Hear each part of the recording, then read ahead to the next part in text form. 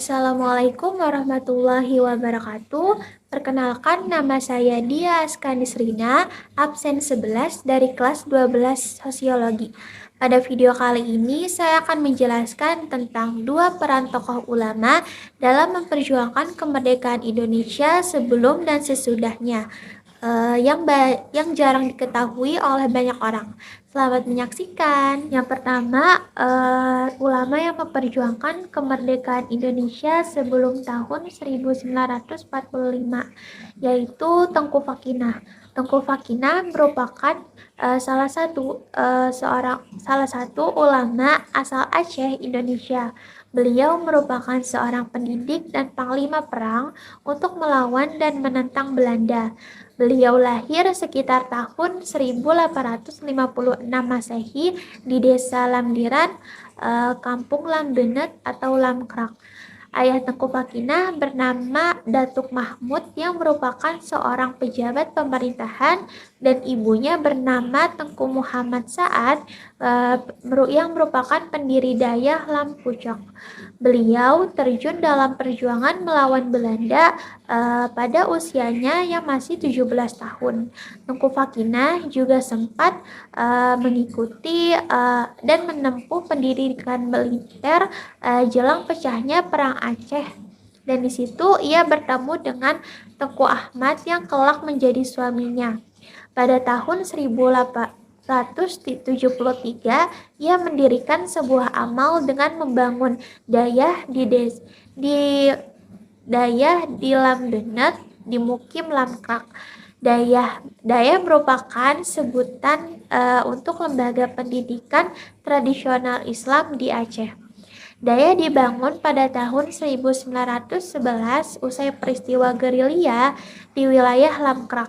Dalam waktu singkat, Dayah berkembang pesat, dan untuk mengenang jasad dari Tengku Fakinah, nama Tengku Fakinah dijadikan sebagai nama rumah sakit di Banda Aceh. Yang kedua, ulama yang memperjuangkan kemerdekaan Indonesia setelah tahun 1945, yaitu Kiai Haji Fahrudin. Beliau dikenal sebagai sosok ulama besar yang berwajah sejuk dan bersahaja.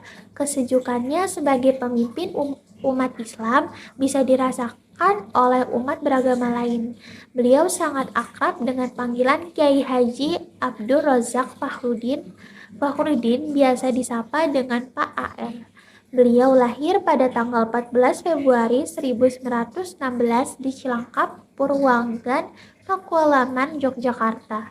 Ayah Pak AR merupakan seorang lurah naib atau penghulu di Pura Pakualaman yang diangkat oleh kakek Sri Paduka Pakualam. Yang berasal dari Bleberan, Brosot, Galur, Kulon Progo.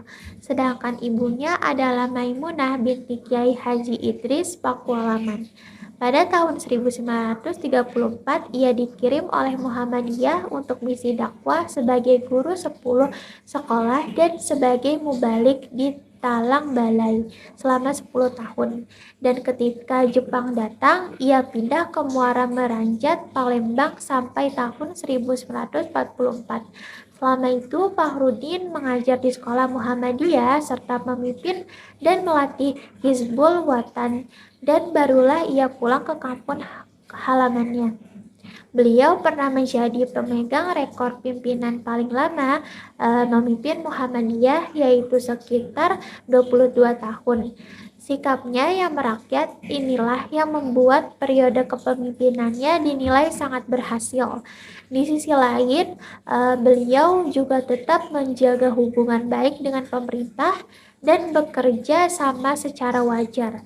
Sikap dan kebijakannya ini membuat warga Muhammadiyah merasa teduh, aman, dan memberikan kepercayaan yang besar kepadanya. Baik, sekian sedikit penjelasan dari saya.